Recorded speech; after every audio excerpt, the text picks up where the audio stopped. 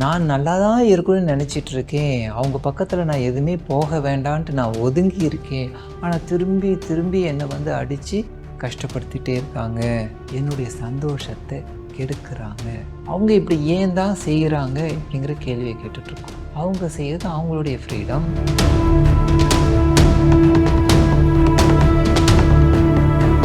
அந்த நடந்த விஷயத்தை நான் எப்படி பார்க்குறேன் அப்படிங்கிறது இருக்கு. எந்த ஒன்று நடந்தாலும் எதுவாக இருந்தாலும் உங்களுக்குள்ளாக போய் பாருங்க. என்னுடைய சந்தோஷத்தை யார் அழித்தது? இந்த உடம்பையே நானும் ஒரு டிஃப்ரெண்ட்டாக காமிக்கிறேன்னா இல்லையா?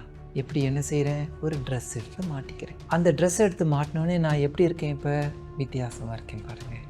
கொஞ்சம் முடியை எடுத்து இப்படி போட்டு விட்டுட்டா வேறு மாதிரி தெரியுவேன். இந்த பக்கம் சீவுறது, அந்த பக்கம் சீவுறது, நடுவில் ஒரு கோடு போட்டு சீவுறது, ஒரே ட்ரெஸ்ஸில் தான். இது என்ன தான் எல்லாம் வந்திருந்தாலும் உள்ளே என்னுடைய உடம்பு மாறி போச்சா? ஒரே ஆள் நாளைக்கு இன்னொரு பிரச்சனை வேறு மாதிரி கொண்டு வருவார். அப்போ ஒவ்வொரு டைமும் அவங்க கொண்டு வரும்போது நான் என்னுடைய சந்தோஷத்தை கெடுத்துட்டாங்க, என்னுடைய சந்தோஷத்தை கெடுக்க பார்க்குறாங்க, என்னை அழிக்கணுன்ட்டு பார்க்குறாங்க. நடந்து முடிஞ்ச பிறகு நான் அதை உள்ளே எடுத்திருக்கேன். உள்ளே எடுத்துட்ட பிறகு தானே என்னை போயிட்டு அது பாதிக்குது. எப்படி அந்த சந்தோஷத்தை அவங்க கெடுக்கிறதுன்னு நினச்சாங்க இல்லையா, அதை உள்ளே கொண்டு வந்து என்ன சந்தோஷத்தை கெடுக்கிறேன்னு சொன்னோன்னா,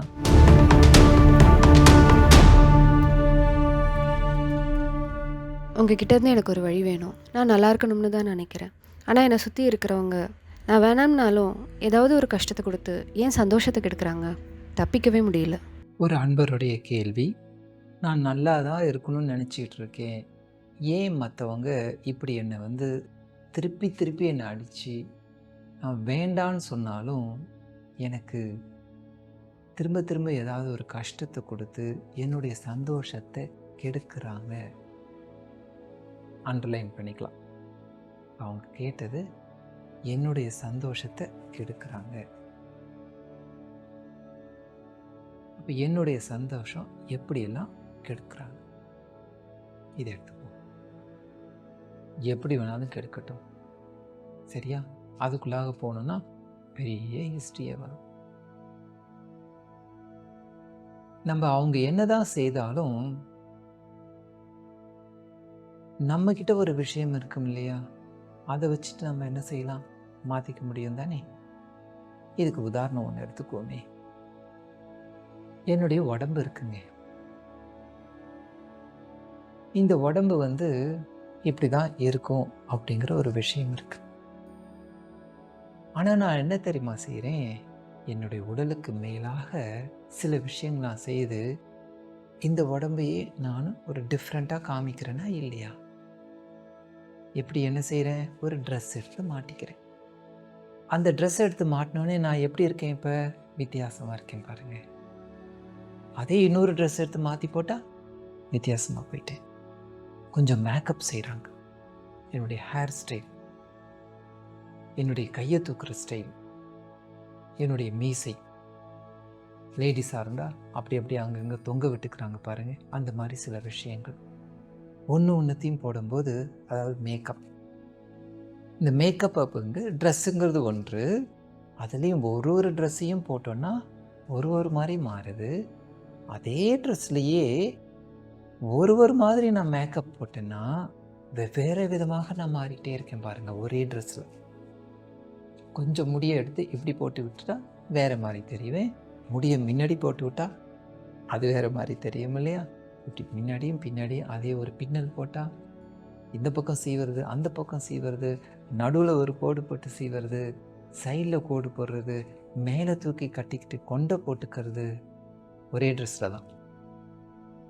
இப்போ அதே மேக்கப்பை வச்சுக்கிட்டு வெவ்வேறு ட்ரெஸ்ஸை போட்டோன்னா அதுவும் மாறுது. ரெட்டு கலர் போட்டுக்கிறேன், ப்ளூ கலர் போட்டு பார்க்குறேன், இவ்வளோ கலராக இல்லாட்டி எல்லா கலரையும் சேர்த்து வச்சு போட்டு பார்க்குறேன், ரெயின்போ கலர்ஸை போட்டுக்கிறேன்.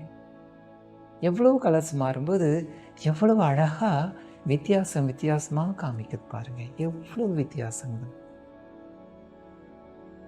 இப்போ ஒன்று தான், அந்த ஒன்றே வந்து வெவ்வேறு விதமாக ப்ரொஜெக்ட் ஆகிட்டே இருக்கு.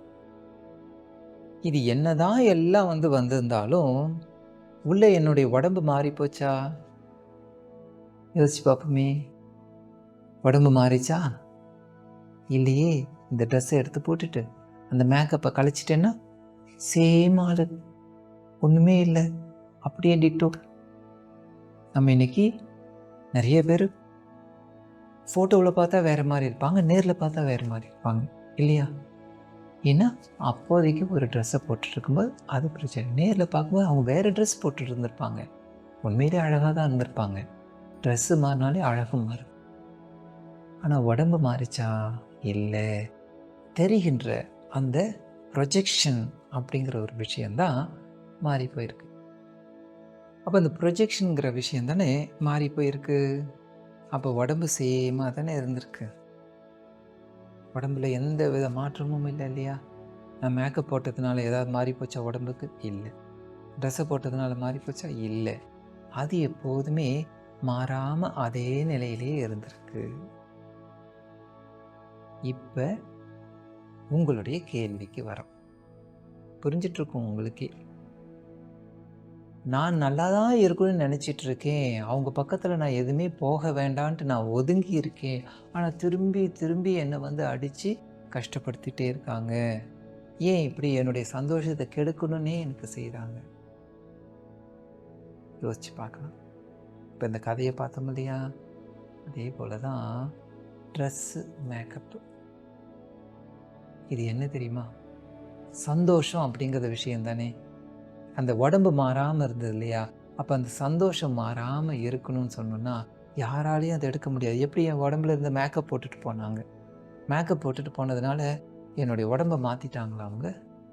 மாற்றவே இல்லை. யாராலையும் மாற்ற முடியாது. அப்போ அதே மாதிரி சந்தோஷங்கிறது என்னுடையது தானே. என்னுடைய சந்தோஷத்தை யாராவது ஒருத்தவங்க வந்து மாற்ற முடியுமா? மாற்ற முடியாது. நான் அந்த இடத்துல விட்டு கொடுத்தா தான் அவங்க அதை எனக்குள்ளார உள்ள வந்து என்னை அழிக்கிறதுக்கு பார்த்தா, என்னுடைய சந்தோஷத்தை யார் அழித்தது? நான் தான் அழிக்கிறதுக்கு அலோ செய்தேன். அவங்கள உள்ள வந்து வேலை செய்யறதுக்கு அலோ செய்திருக்கேன். யோசிச்சு பாருங்க, உண்மை தானே? நடந்து முடிஞ்சிடுது. நடந்து முடிஞ்ச பிறகு நான் அதை உள்ளே எடுத்திருக்கேன். உள்ளே எடுத்துட்ட பிறகு தானே என்னை போயிட்டு அது பாதிக்குது. என்னுடைய சந்தோஷங்கிற ஃபேக்டர் அவங்க செய்தது தனி, அதை நான் உள்ளே எடுத்து காப்பி செய்து எனக்குள்ளாக கிராஸ் பண்ணிக்கிட்டேன், உள்ளே எடுத்து வச்சுக்கிட்டேன். வச்ச உடனே தான் அது என்ன செய்யுது? வேலை செய்ய ஆரம்பிக்குது, ரியாக்ஷன்ஸை காமிக்குது. அப்போ சந்தோஷம் அவங்க கெடுத்தாங்களா, நான் கெடுத்தேன்னா? யாராலையும் கெடுக்க முடியாது. என்னுடைய சந்தோஷத்தை யாராலையும் எடுக்க முடியாது, நான் தான் எடுக்கிறேன். புரிஞ்சுடுதா?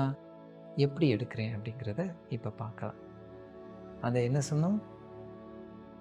ட்ரெஸ்ஸு, மேக்கப், இந்த ரெண்டு மாதிரி நான் என்ன செய்கிறேன்னா,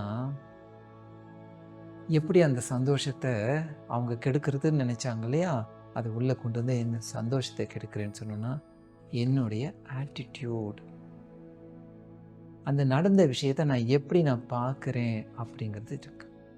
அது எப்படி கையாளுறேன் அப்படிங்கிற ஒரு விஷயம் இருக்குது. ஹேண்டில் பண்ணுற விஷயம் ஆட்டிடியூட். அந்த டைமில் நான் என்னவா ரியாக்ட் செய்கிறேன் அப்படிங்கிறது இருக்குது. இந்த ஆட்டிடியூட் வித்தியாசம். ட்ரெஸ் மாதிரி வச்சுக்கோமே. மேக்கப், மேக்கப் என்ன செய்யுது? இன்னும் கொஞ்சம் நல்லா ஃபேராக காமிக்கணும் அப்படின்னு சொல்லி ஏதோ பூசுது. இல்லை கொஞ்சம் என்ன கோபமாக காமிக்கணும்னு சொன்னால் அப்படியே ரெட்டாக கொஞ்சம் பூசிக்குது. இப்படி ஏதோ வித்தியாசப்படுத்துது இல்லையா?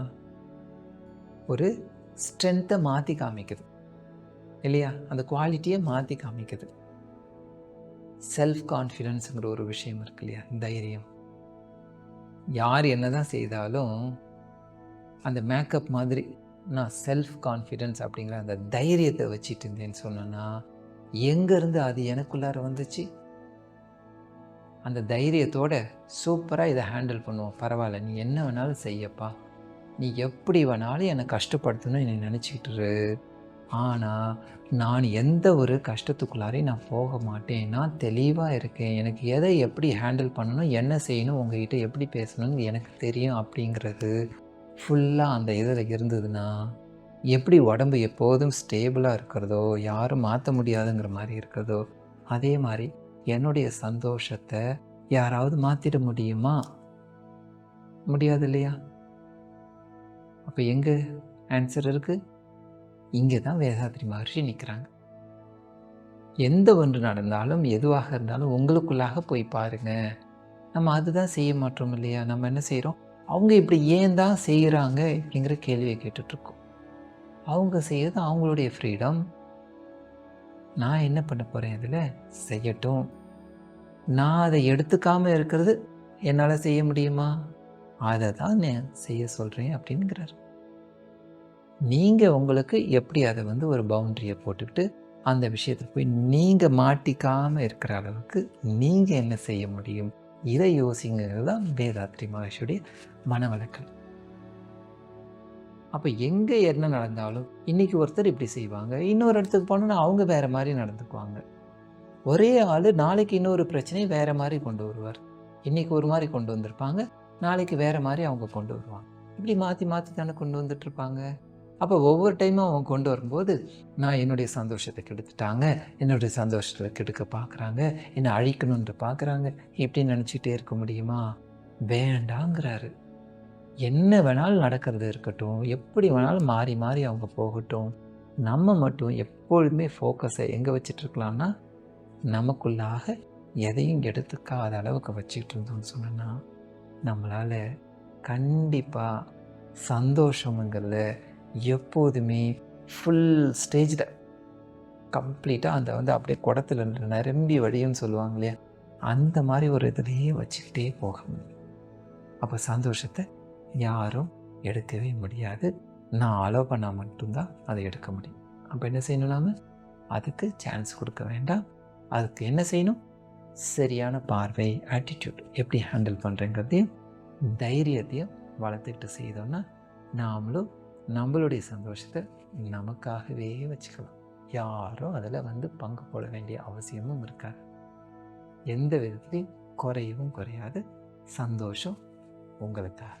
வாழ்க வளமுடன்.